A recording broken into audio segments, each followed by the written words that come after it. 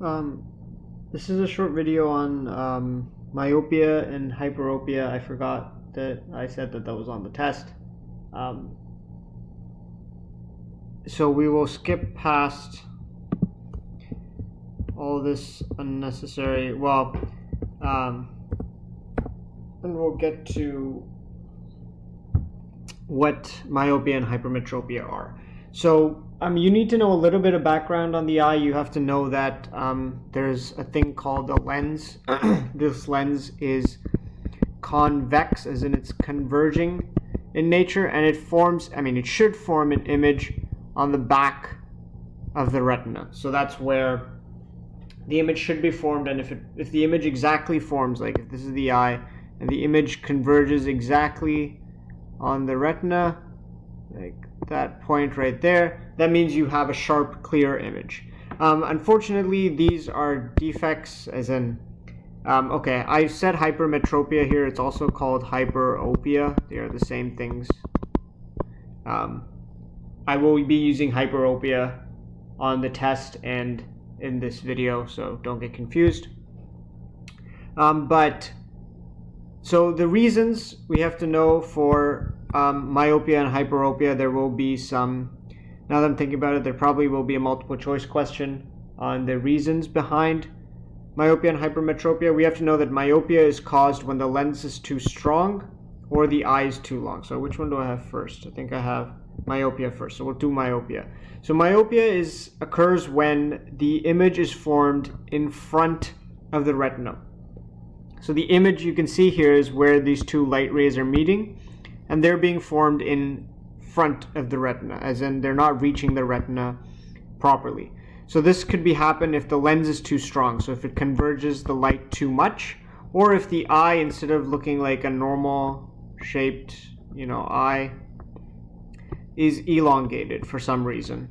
This could be genetic or any reasons, but the lens is normal, but instead of focusing here, it's still focusing the same length, but that's not enough for it to reach the retina, right? And we have to know that, so this is, the first one is just showing that there's some far off point from which the light comes and it is able to converge. Anything beyond that point, you can see that, so this would be, I think for a human, it's about 25 centimeters.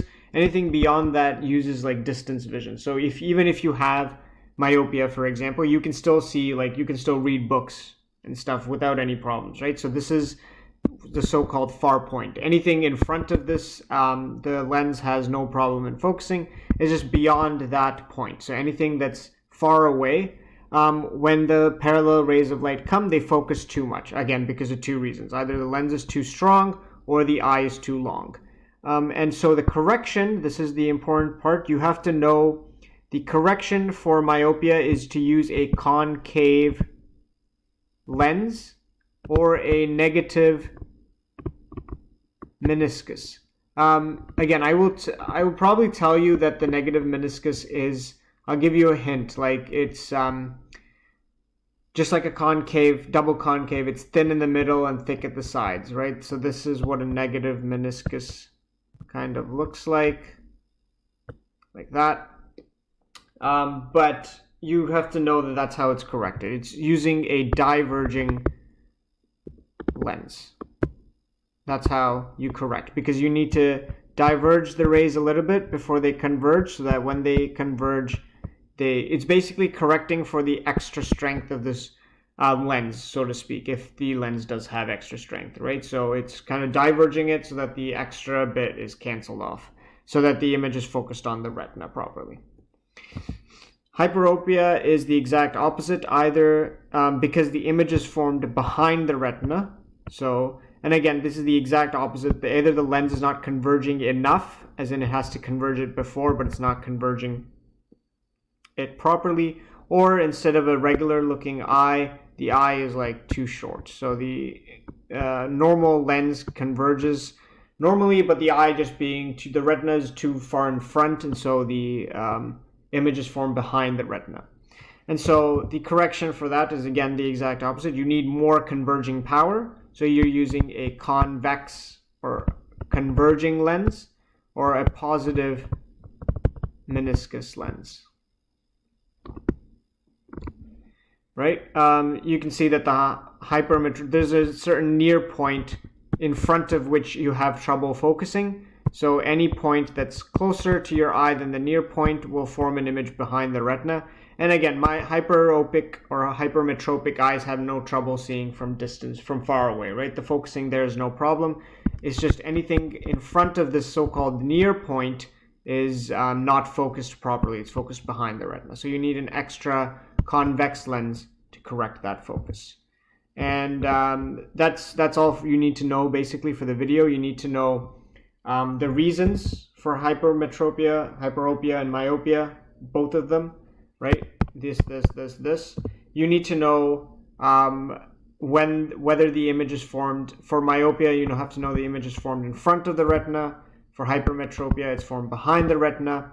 And for myopia, you correct using a concave lens, a diverging lens, basically. That could be a concave or negative meniscus.